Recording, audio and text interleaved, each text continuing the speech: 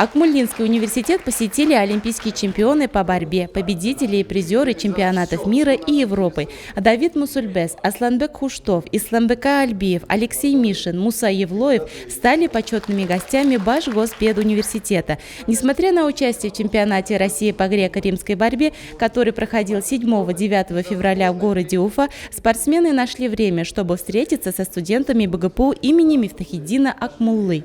Мы пришли к вам, нашли свободное время, чтобы вас увидеть, познакомиться. Это самое главное. Мы в ответе за вас, молодежь, которая должна быть намного лучше, чем мы. И очень сильно надеемся на вас, потому что вы именно Россия завтрашнего дня. На встречу с олимпийскими чемпионами пришли студенты Института физической культуры и здоровья человека и других институтов, факультетов вуза.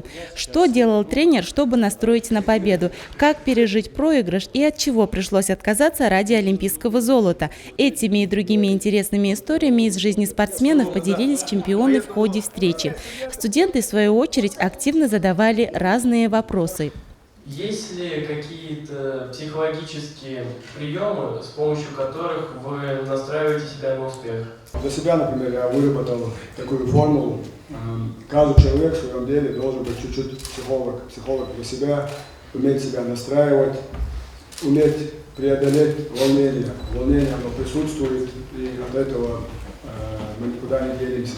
На этой встрече участники смогли взять автограф у олимпийских спортсменов и сфотографироваться с ними. Неважно, спортсмен ты или нет, каждому человеку необходимо упорно работать, и тогда результат обязательно будет.